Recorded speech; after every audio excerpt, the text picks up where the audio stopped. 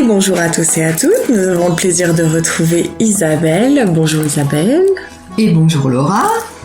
Donc on se retrouve, on rappelle Isabelle que tu es enseignante de Qigong, de Douyin, affiliée à l'Union Pro Qigong, praticienne de Shiatsu et directrice de l'école L'Esprit Tao.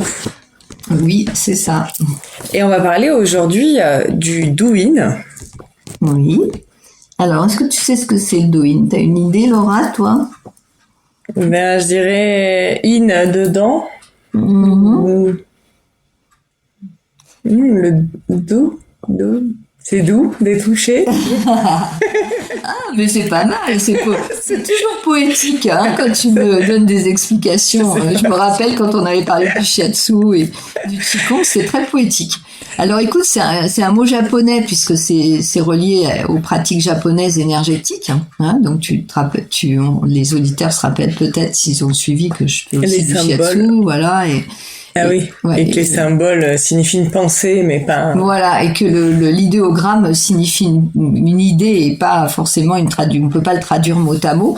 Donc, do, c'est la voix, tu vois, comme dans judo. Karaté-do, aikido. Aikido, c'est la voix. Ah oui, ça revient, le do, souvent, ouais. Et la voix, et in, ça pourrait être traduit par aller vers l'intérieur ou s'entraîner sur soi. Tu vois, c'est deux choses. Alors c'est pas le in de l'anglais, hein, bien sûr, mais il y a quand même ce truc de conduire l'énergie à l'intérieur. Enfin bon, tu vois, c'est vraiment tout autour de ça. Donc écoute, on pourrait résumer le Douyin par la voie de l'énergie. Sa voie intérieure, voilà. La voie de l'énergie, la voie pour guider l'énergie en soi. Et c'est vraiment ça, et c'est une pratique qu'on fait sur soi, mais par contre, moi je l'enseigne pour que les gens soient on est en collectif si tu veux quand je l'enseigne.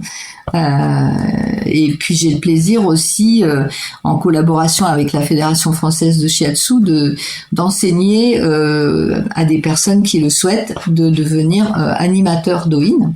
Donc ça veut dire pouvoir enseigner à son tour aussi cette pratique. C'est des études qui sont beaucoup moins longues que étudier la médecine chinoise ou le shiatsu, puisqu'on voit les fondamentaux de la médecine chinoise, les 5 éléments, les méridiens, et après vraiment c'est toute une panoplie d'exercices, comme des automassages, des étirements, des visualisations, des méditations, des toilettes énergétiques, tu vois, vraiment de frictionner le corps à certains endroits particuliers, etc. Et toute cette pratique, elle peut être enseignée à tout public. Et c'est vraiment une approche qui doit prendre ses lettres de noblesse parce qu'elle était beaucoup reliée au shiatsu jusqu'à maintenant. C'est-à-dire qu'on se préparait pour faire du shiatsu avec le Douyin. Les vieux chinois, japonais, en Chine, on a ce qu'on appelle le Daoyin qui ressemble un peu qui est un peu sous forme de Douyin.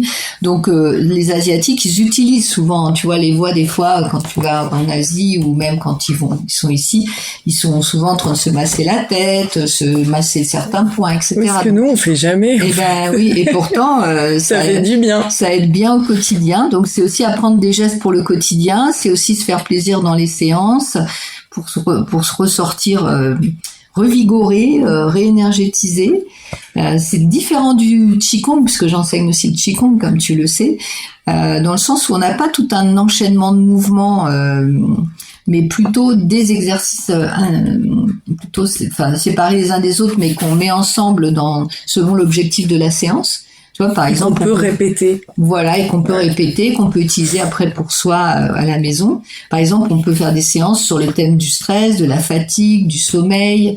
On peut avoir affaire à des publics seniors, jeunes, sportifs, des femmes, plutôt public femmes, des publics en entreprise. C'est assez varié et c'est vraiment une pratique assez facile à mettre en place. Avec les seniors, c'est très chouette aussi parce que ça peut se pratiquer assis sans problème. Et donc c'est vraiment, moi je pense que c'est une vraie porte ouverte aussi pour des nouveaux métiers du bien-être, tu vois. Et la formation que je propose dans l'école Esprit Tao, elle se fait Tu vois, je fais des week-ends à Gap du mois de décembre jusqu'au mois de mars. Après, les gens passent leur examen en juin, donc tu vois, c'est assez rapide. Oui. Et après, ça demande un peu de travail personnel, mais c'est dans tout. Comme dans tout, voilà.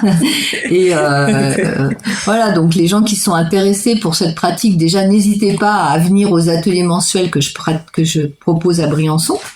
Je propose un atelier mensuel le vendredi soir de 18h30 à 20h30 à Briançon. Les dates sont sur mon site, on peut m'appeler aussi. Et puis, c'est dans le cadre de l'association Bien-être, ça.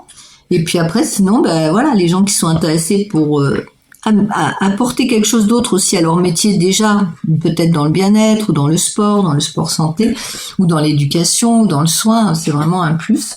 Et puis aussi pour les praticiens de shiatsu qui veulent se former pour enseigner.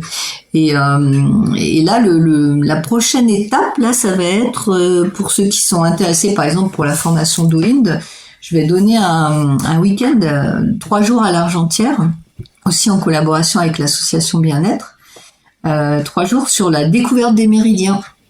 Tu vois, parce que effectivement, c'est un peu la base, c'est vraiment les fondamentaux, c'est de découvrir dans son corps qu'on a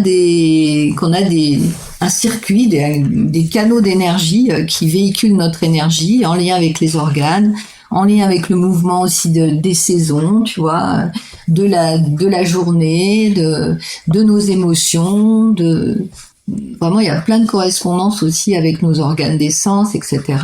Et c'est une découverte de soi différente. Et j'ai voulu que ce stage soit vraiment ouvert à tout le monde parce que même si on n'est pas pratiquant de shiatsu, d'Oïn ou de qigong, on peut aussi avoir envie de découvrir ça. J'ai souvent des gens qui font des massages aussi, par exemple, qui ont envie de découvrir les méridiens. Parce que parce qu'intuitivement, quand tu travailles sur le corps, tu peux te rendre compte qu'il y a des tensions particulières à certains endroits. Des fois, ça... Ou que t'as mal quelque part, ça reflète autre part, ou ça monte, ou ça... Exactement. Et comme le Kong. Voilà, c'est ça, ça résonne à un autre endroit. Et quand on connaît les méridiens, ça fait du sens, parce qu'on voit souvent que des fois, sur le trajet d'un méridien, il y a une tension particulière. Et en fait, ça donne du sens aussi à la pratique et une meilleure compréhension de ce qui se passe, quoi, en fait, dans ton corps ou dans le corps de la personne. Et voilà, donc c'est chouette aussi pour les pratiquants de qigong parce que ça donne du sens aussi à tous les mouvements qu'ils font dans les cours, tu vois. Oui. Ouais. Est-ce que tu avais envie d'avoir un peu plus d'infos ou tu avais des questions sur le doin du coup? Le doin, en fait, quand tu fais du doin, t'as forcément une musique exprès ou non, tu présentes les exercices ou c'est vraiment une méditation pendant qu'on fait les exercices? Parce que nous, on a fait des exercices pour les auditeurs, on est obligé forcément de parler pour que les gens comprennent ce qu'il faut faire. Mais est-ce que tu as une musique normalement qui accompagne, une méditation surtout? Je sais pas. Alors c'est vrai qu'on a créé ensemble des sessions d'exercices pour les auditeurs. Donc ça leur donne une petite idée de certains exercices qu'on peut faire. C'est pas tout à fait l'image d'une séance parce que dans une séance, si tu veux, au début, moi je prends tout le temps un temps pour la méditation. Donc dans ces cas-là, j'utilise la musique effectivement, le home ou d'autres musiques vraiment qui favorisent l'intériorisation. C'est des méditations guidées où on fait aussi de la visualisation de certains organes ou des couleurs en fonction des saisons. C'est toujours orienté sur les saisons, mes ateliers mensuels. Les couleurs jouent aussi. Et les couleurs, sont en résonance. Par exemple, tu vas pas être surprise, mais le rouge, c'est relié à l'été, au feu. Voilà. Au soleil. Et oui, voilà. Et dans les profondeurs de l'hiver, on est dans la couleur noire ou bleu sombre. Tu vois? Et quand tout s'assombrit, quand le jour prend fin plus tôt, le soleil se couche plus tôt. Donc le vert c'est le printemps, donc c'est pas, tu vois, c'est l'énergie verte. Tout redevient vert. Et voilà. Donc c'est très logique en fait tout ça. Et puis c'est de la vibration aussi. On sait que les couleurs c'est de la vibration. Donc voilà, donc je commence le cours comme ça, et puis après on fait beaucoup aussi d'étirements, de prise de conscience de soi, de la respiration, et puis quelques exercices d'automassage et d'étirements comme un petit peu ce qu'on. Donc moi dans les sessions qu'on fait ensemble sur les saisons qu'on va démarrer ou qu'on a déjà démarré là.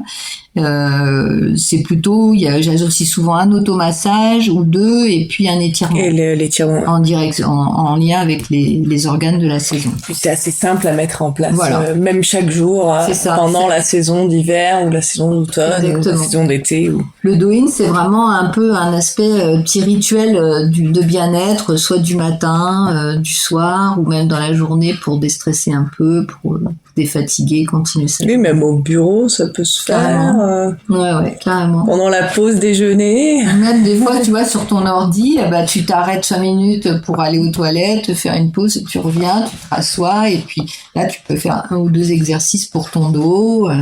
Voilà, on a aussi le thème du dos qu'on utilise beaucoup aussi en Do-in parce que les gens ont besoin. Le dos est beaucoup sollicité maintenant. Donc voilà, tout ça, les festivités. Et oui, le Do-in peut aider à beaucoup de choses, comme toutes les autres pratiques, même toutes combinées, mais c'est vrai que on peut aider le sommeil, on peut aider le dos, bien sûr. On peut aider... tout à fait, ouais. C'est un art de vivre. Exactement, c'est vraiment un accompagnement dans la vie dans le quotidien, dans le bien-être du corps et de l'esprit au quotidien. On sait pourquoi ils se font âgés en Chine ou quoi. Merci beaucoup Isabelle. Écoute, merci à toi aussi. Merci aux éditeurs de m'avoir écouté. Et puis à bientôt.